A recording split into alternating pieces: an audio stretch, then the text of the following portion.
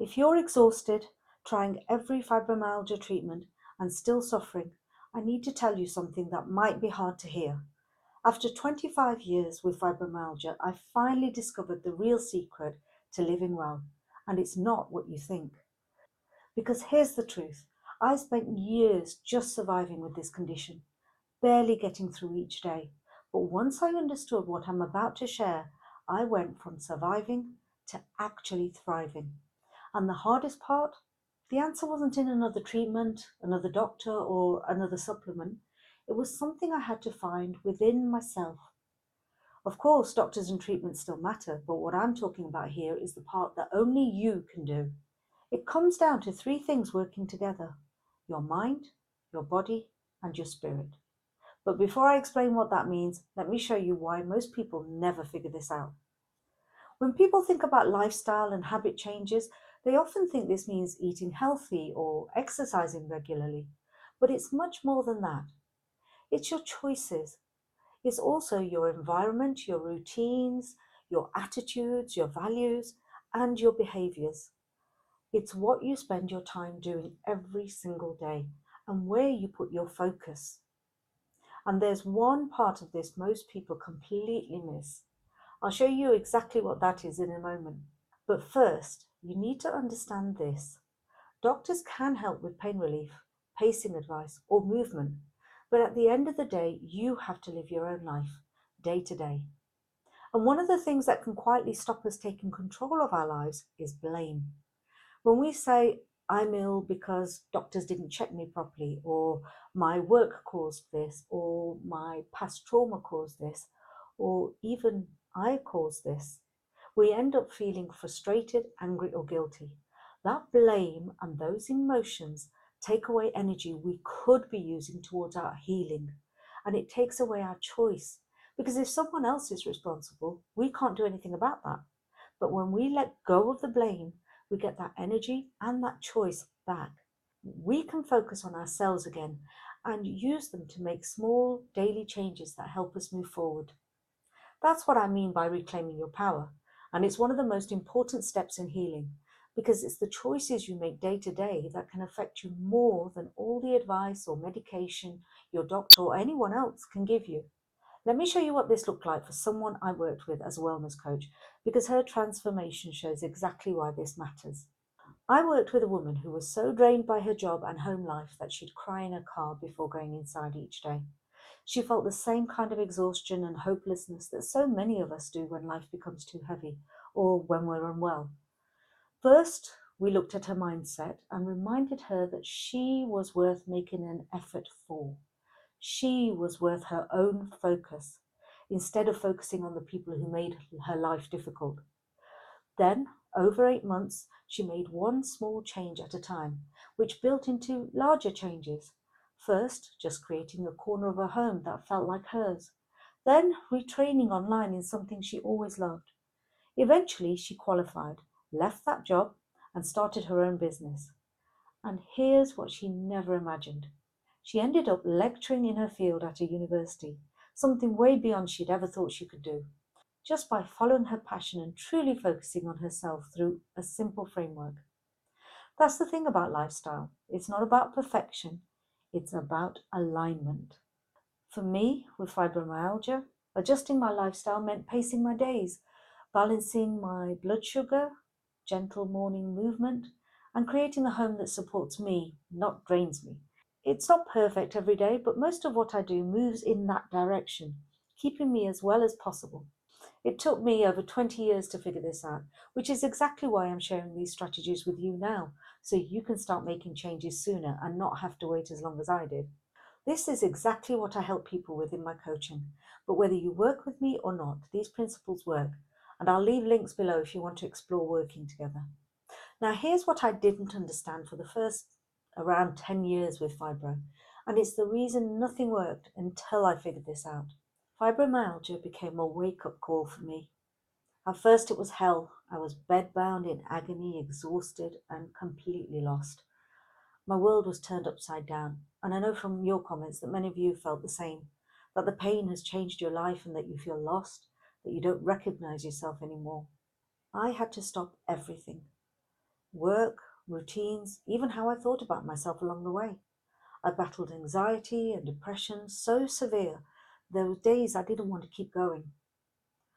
I had to rebuild one small step at a time, and slowly something shifted. Fibro forced me to ask questions I'd never asked before. What really matters to me? What do I actually want from my life? I always remember that Dr. Phil once told a story about something his father had said to him, that God will tap you on the shoulder and say, "You need to pay attention here. You're not on the right path."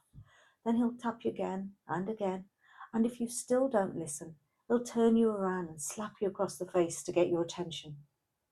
For me, those taps were the shoulder pain that I had, the repetitive strain injury in my hands, and fibro was the moment that I got slapped across the face. I don't believe we cause our illness, but I do believe that sometimes life or God finds a way to get your attention, not to punish you, but to realign you with your true path. I know it might not feel possible for you yet, but that's okay. I didn't believe it was possible either when I first heard this. Fibro made me stop long enough to realize what I truly wanted: a calm home base after years of moving around, time for connection, especially with my family, and meaningful work that helps others. Those became my priorities in life. It took years to rebuild, but now my life is peaceful.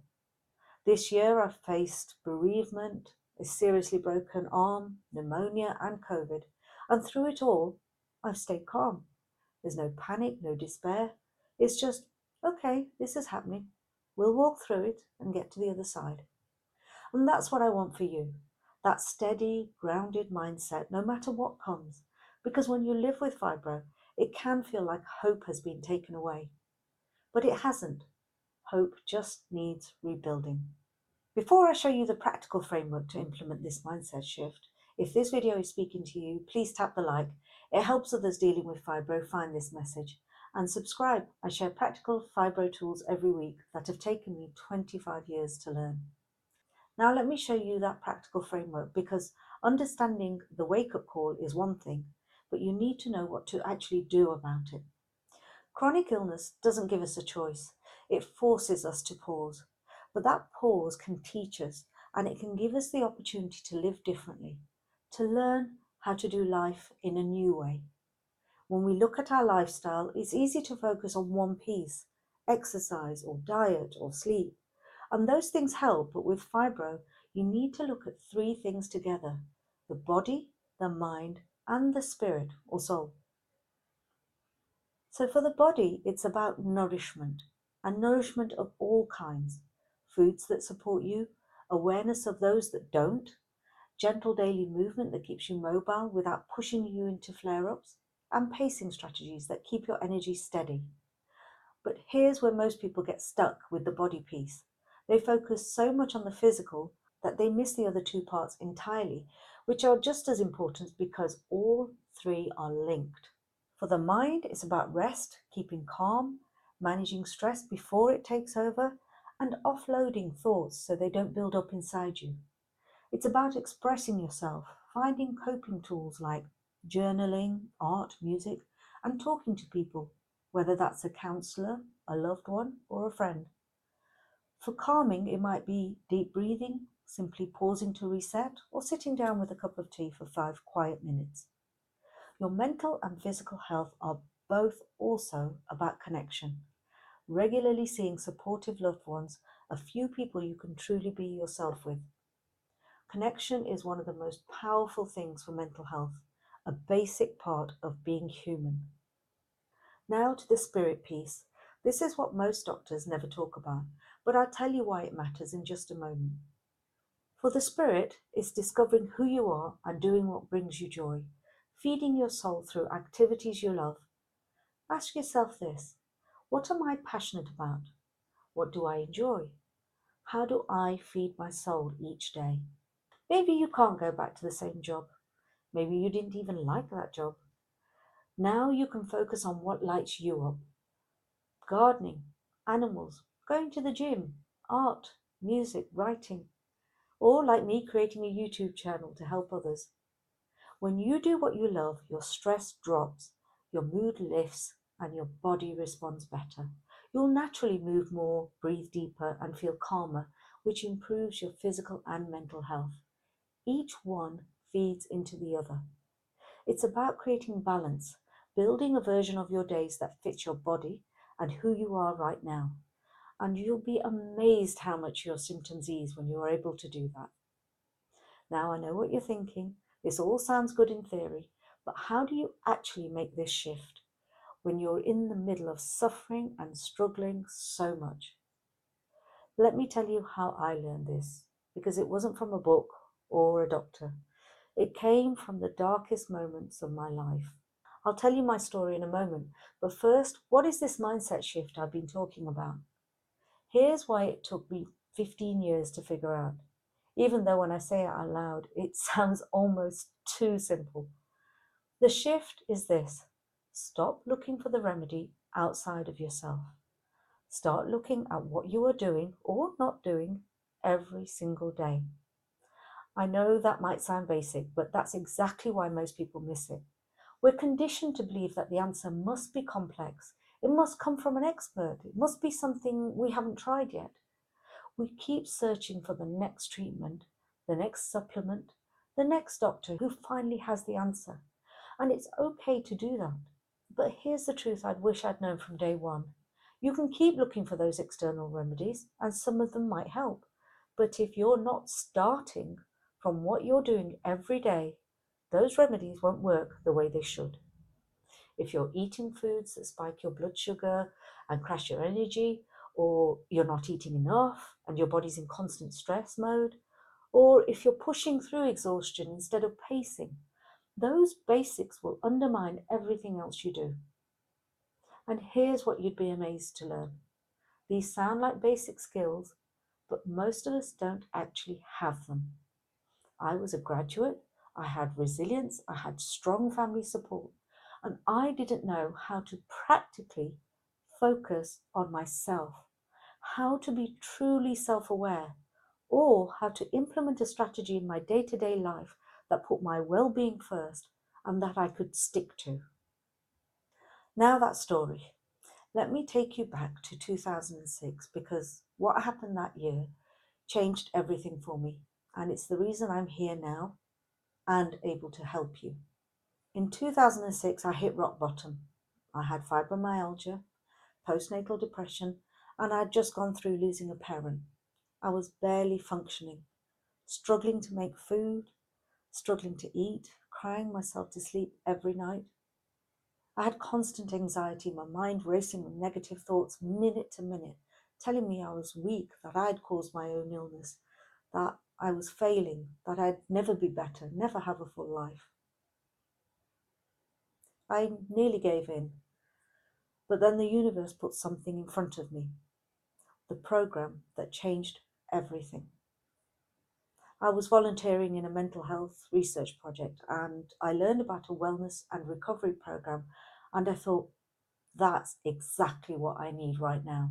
No doctor, therapist, or physio since my diagnosis had talked about the word wellness or recovery, and I desperately wanted that. So I went on it, and that program taught me the actual framework, the one I'm sharing with you on my channel and today, to start thinking about your day to day life and how to implement change that's aligned with who you really are. Not who you think you should be, not who you were before fibro, but who you actually are right now.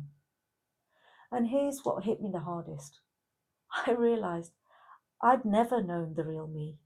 I'd spent my whole life living by other people's expectations, pushing through, ignoring what my body and my mind were telling me. But here's the thing about that program. It didn't just give me information, it gave me a step-by-step process that actually developed into skills that I carry through to today.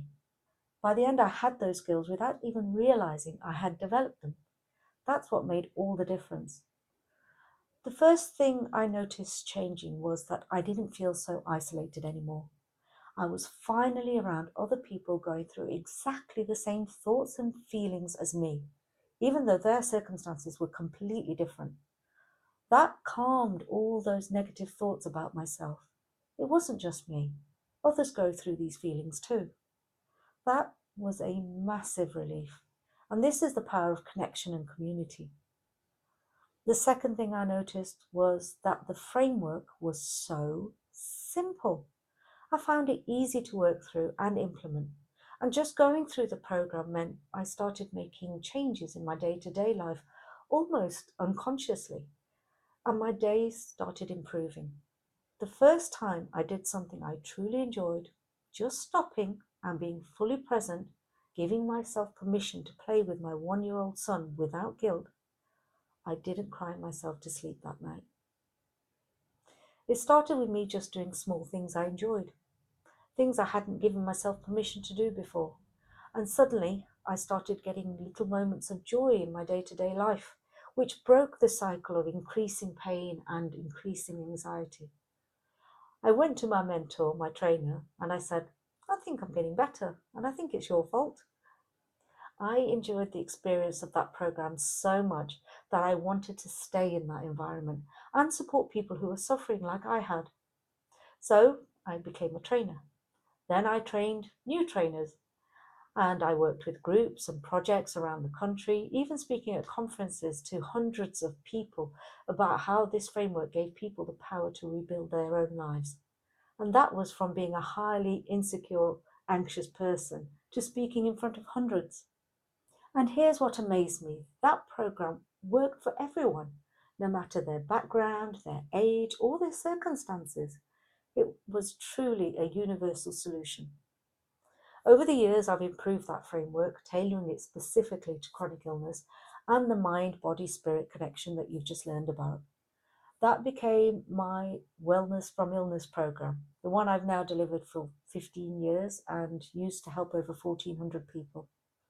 At the end of that first program in 2006, I was honestly disgusted that these skills are not taught at school.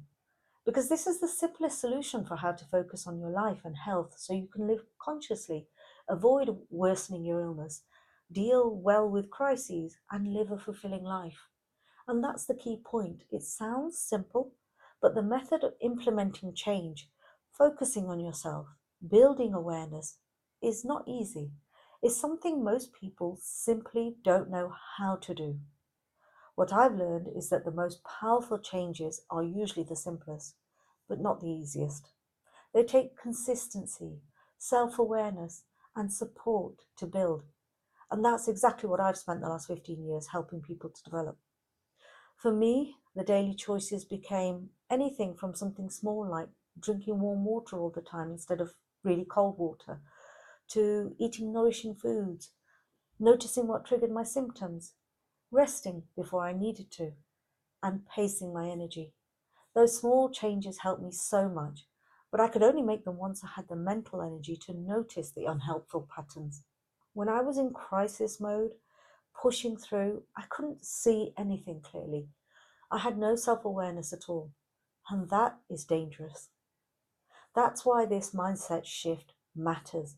It's not about perfection, it's about awareness. It's about developing the actual skills to notice, to choose, and to implement. It's about reclaiming your power, one small daily choice at a time.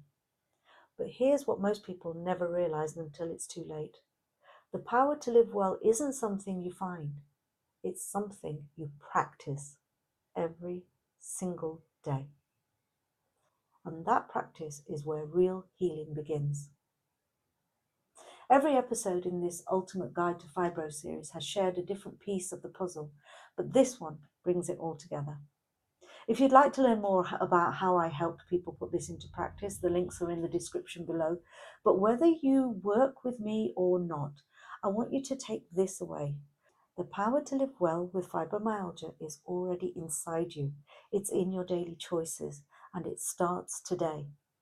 If this video gave you hope, please share it with someone who needs to hear this message. And subscribe, because I'm here every week sharing what took me 25 years to learn, so you don't have to wait that long. You've got this. Until next time, take care of yourself and be well.